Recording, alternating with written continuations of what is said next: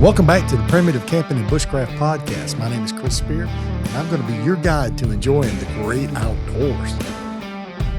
So today we're diving into a new chapter, shelter. We're following along in the book Primitive Camping and Bushcraft, and we're on page 78 where it kicks off the shelter section. So over the next few weeks, we're going to explore various aspects of shelter, how it's set up and how to set up your camp, what kind of shelter to bring, how do you make your own shelter when it's needed, stuff like that. So we've touched on this before, but now we're going to do a real big detail. It's going to be in great detail. So let's think about shelter for just one moment. When it comes to shelter, what is the first thing that you think of? What is the most dynamic thing that you can have as a shelter in your life? Your house, your home, your apartment, wherever you live, wherever you lay your head at night, that is shelter. That is the most basic form or advanced form of shelter. It's really advanced. The reason why is because it keeps you safe. It keeps you warm. It keeps you comfortable. It's got all the amenities in it that you need for a shelter. It's got running water. It's got a stove. It's got beds. It's got everything that you need to keep you safe, to keep you comfortable, to keep you alive inside of it. So a house, an apartment, a home, wherever you're living, that is the most advanced aspect of shelter. So when you're camping, shelter serves the same purpose, but on an extremely smaller scale. Now, a tent is a small house. A hammock can be considered a small house, like a little one-bedroom thing, and that's what it does. So whenever you go out and you bring your tent and everything, you're setting up a micro shelter. Now, in the next one, we're going to be talking about our clothing and how our clothing relates in the shelter situation. But today we're really, really going to concentrate on the types of shelter that we can use, and basically campsite selection. Where can we select a place to build our shelter or put our shelter? So when we go camping, our shelter is our primary, our house, our residence, our abode, and it serves as our place to keep us away from the elements.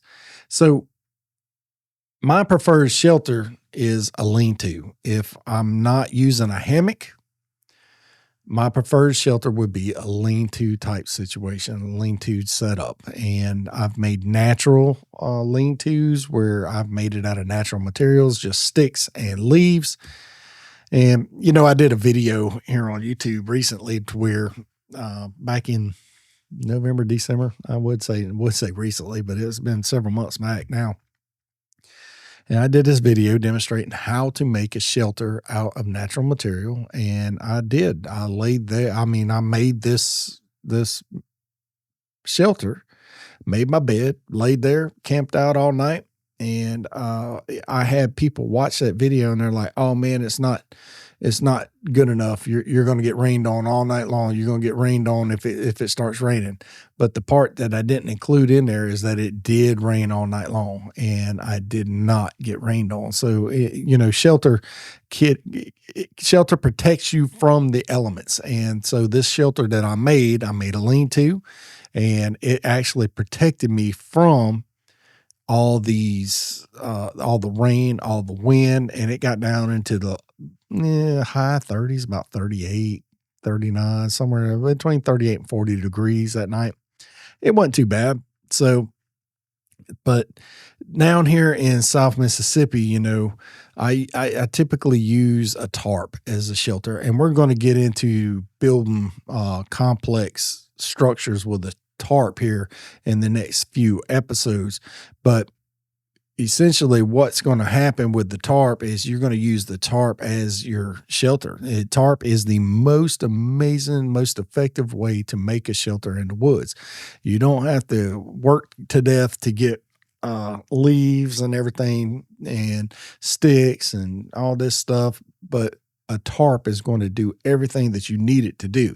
So the double D 3x3 tarp, or 3 meters by 3 meters, is lightweight. It's very versatile. It's effective for pretty much anything. It'll keep the rain, the wind, the sun. It keeps all that off, and it generates a climate for you to have shelter to sleep under, and it will actually make you a very good uh, shelter from the elements. So let's move on to key factors on campsite selection. So selecting the right site, and that's on page 79 of the book here. It is basically it's an excerpt from the U.S. Army Survival Handbook, or the Survival Manual. And when you're reading this, a lot of it is, you have to keep in mind that they, when they wrote this, is evading enemy forces, evading enemy, being able to evade the enemy without being seen. And if you were shot down or left behind enemy lines, a lot of the concepts in that book were designed for you to survive and not get caught. But it has also been used as an amazing little source of survival and camping, and a lot of modern survival books are based off of the U.S. Army Survival Manual. And a lot of survival books today have, even my camping book, I have referenced the U.S. Army Survival Handbook, and there's excerpts in there.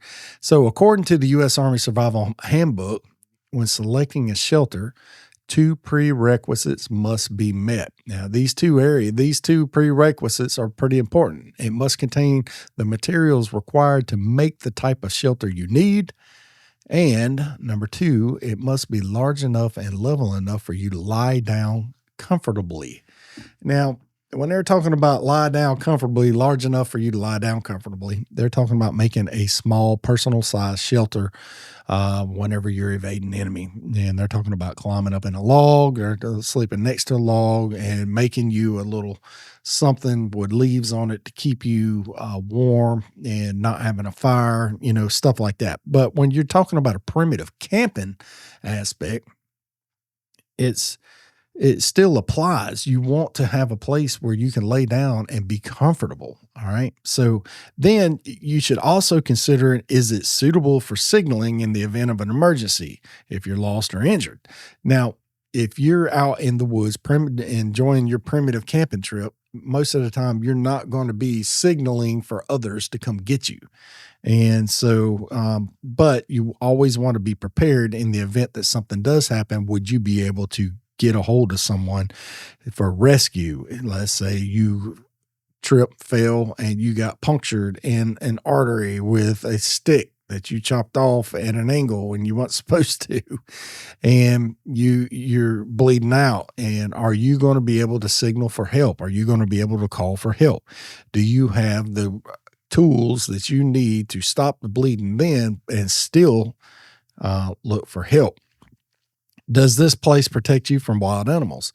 Now, wild animals, they're going to do what wild animals are going to do. Most of them are curious. Most of them are looking for food. And whenever they come up into your camp, they're looking for food. And that's majority of it. Now, what's really dangerous is when you have individuals that feed wild animals, and then these wild animals attribute humans to food.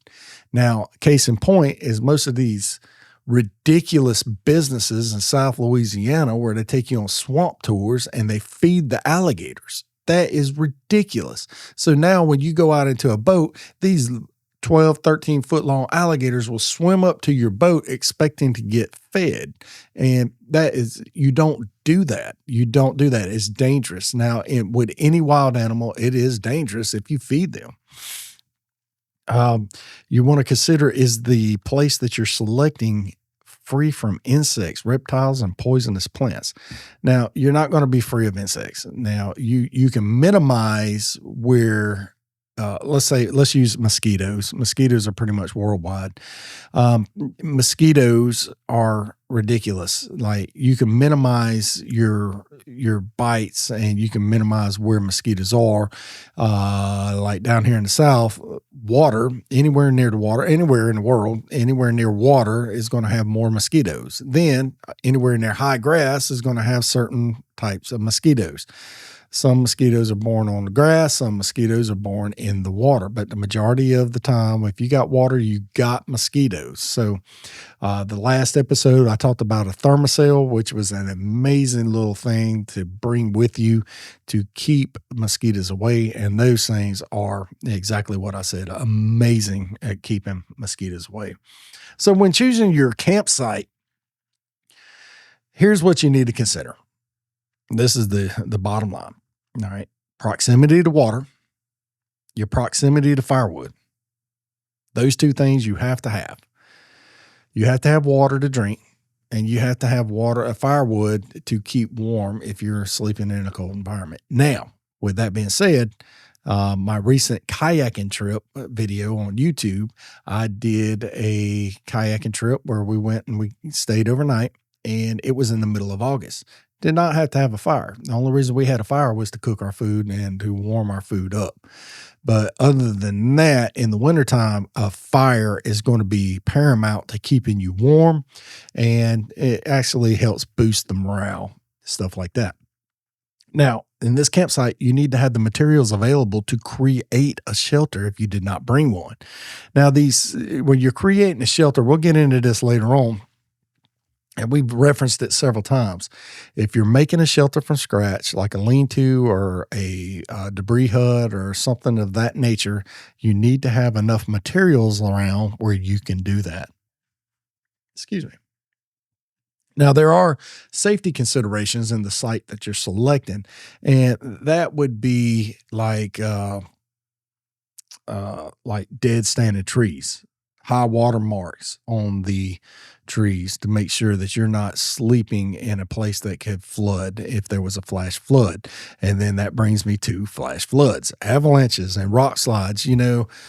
There's always some kind of danger, and some people I've watched a video where a fellow was demonstrating how to make a fire, and he did it in a cave, and he lit the fire warmed up the rocks started cracking, and his shelter not exploded, but caved in, and he got out okay, but his shelter, it caved in. You don't build fires inside your caves, stuff like that. There's certain things that you need to know, and certain things that you just don't do. And that's one of them, but you don't want to camp out where there's going to be flash floods in the event that it rains. You don't want to camp out in places where an avalanche is going to happen, where it's prone, steep terrain, avalanches, loud noises. You always see these movies where people made a loud noise and then all of a sudden the avalanche started. Rock slides do the same thing. You don't want to go in a place where there's going to be rock slides and stuff like that happening. Now, wildlife protection in Mississippi, the biggest nuisance here really is the raccoons. Raccoons will venture up to your camp looking for something to eat. Majority of the time, if you got a fire, they're scared of it. But if you walk off for a little while, there's nobody there, nobody's making noise or something, a raccoon it can come up into your camp. But there's other places outside of Mississippi that, bears and other wildlife will come up into your camp looking for food. And we just touched on that just a second ago. Majority of everything is the animal is hungry. The animal is looking for food. They don't have a Sack and Save or a Piggly Wiggly or a Walmart to run down and buy their food from. They're constantly hunting. They're constantly running around looking for something to eat. And that is the reason why these things show up. They associate humans with food, or humans do silly stuff like actually cooking their food in their camp, and then the smell invites them into the camp. So There's different camping styles. Primitive camping means fewer amenities. Primitive camping primitive camping means fewer amenities, as if you were taking a truck and going car camping or something like that. You can bring fewer stuff with you. But also, on the other hand, primitive camping is you bring more amenities with you than you would if you were practicing bushcraft or survival type camping situations, stuff like that. You know, you carry your gear and you set up less structured areas.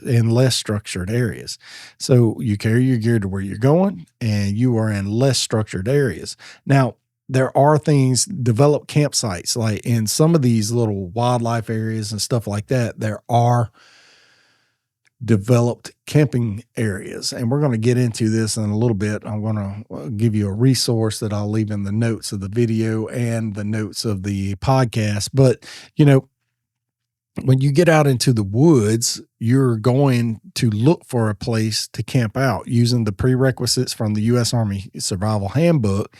And then, making sure that there's no dead trees and stuff like that. But there is other aspects of primitive camping as well that they call primitive camping. And that is where you have these pay to camp places, like state parks or national parks or stuff like that, where they call it primitive. And the reason it's primitive is because there's no water or electricity, but there is a fire ring and you could just pull your vehicle up to it, or your camper, or you could set a camp, tent up, or do whatever you want, camp out, get up the next morning and leave, bring your own firewood, that kind of stuff. And these are called developed sites. And, they already have their fire rings, or they have preset camping areas throughout this large swath of property. And I prefer myself to go off the beaten path and find my own spot to camp. And that is a very, very relaxing thing for me. One, I get out into nature. I get away from the beaten path. I'm not going to be running into people, and I get to set up a camp and really enjoy what I went to go do. I get to unplug from, reality in order to recharge my batteries. So we already talked about, according to the U.S. Army Survival Handbook, your campsite must provide enough space and materials to build your shelter. It should be large enough and level enough for you to lay down, blah, blah, blah. But, insects and stuff like that, we talked about that. And I don't know why it's on my list twice to talk about. But so I got a fella that I've come to know. His name's Scott Owens, and he is a GIS analyst, and he helps campers find great primitive camping spots using his geospatial mapping expertise. And this fella, you send him an email, you say, "Hey, look, I'm looking at camping in this area," or something like that. And this is generally, I think, for the South. He's really doing like the South areas right now. But he'll go and look in on the maps, and he will find a suitable place for you to park your car, and then hiking through the woods to a certain location that looks suitable according to the data that he processes for you to set up a camp. And he'll have all the amenities that you need, such as fire, water, and firewood, and stuff like that. And a great resource for you to have. He charges like $15, and you can get a detailed PDF. I think it's like 60 pages or something like that. But you get a very detailed PDF, and it has recommended camping spots, weather forecasts, and like I said, I'll leave his information in the show notes here. And I think that would be a good resource if he does it for your local area. Now, in the future, we're going to be, next episode, we're going to be talking about clothing. But for the next 5 weeks or something like that, we're going to be really hitting up the shelter section. And we're really going to be breaking it down. We're really going to be talking about what shelter is. Now, today we just briefly talked about, walking in, doing a site selection, and talked about how shelter is like your microclimate. And that's all shelter really is. It's a microclimate that you can walk into and stay warm, stay dry, stay stay healthy, and keep you out of the elements and stuff like that. So that's pretty much going to be it for today. And this one was a relatively short one. There's going to be a couple of more little short ones coming up, but thank you so much for joining me on this episode. Remember to go down into the description of this podcast or this video, wherever you're listening or wherever you're watching. Go ahead and check out Scott's details. I will put that in the details. So next time we're going to dive into clothing. We're going to really break down what clothing is and how clothing is your first layer of shelter. We have discussed this briefly with a 35,000 foot flyover, and I know we hit this running this morning, but we're going to actually slow down and we're going to get into the details. We're going to get into how to set this up. We're going to talk step by step how to make several variations of tarp shelters. We're going to talk step by step how to do prosec knots, how to do ridge lines, stuff like that. So that's coming up in the next couple of episodes. But the next episode is going to be all about clothing and how clothing fits into the shelter aspect. So if you haven't already, grab your copy of Primitive Camping and Bushcraft, and it is available on all major online retailers. And we're in page, let's see, the shelter section starts on page 76. And we're going to go all the way through to page, let's see here, what is this? Page 99. And so that we're going to be covering that over the next couple of weeks. And I really appreciate you following along, coming in, listening to me. And if you got any comments or anything, if you're watching the video, leave a comment on the video. Let me know what you think. Go ahead and do the ratings. I invite you to rate this thing on whatever podcast platform you're listening to. If you would, if you don't mind, please just leave me a rating there. Leave me, how does it help you? Is it helping you? I mean, be honest with you. If it sucks, just tell me it sucks. I'm a big boy, I can handle it. But I'm just asking you to leave a rating and let me know what you think about this. Is it helping you? Is it not helping you? Is there something else that we need to start doing with it? All right. I appreciate you so much for stopping by. I appreciate you so much. And I will see you in the very next video and the next podcast. God bless you.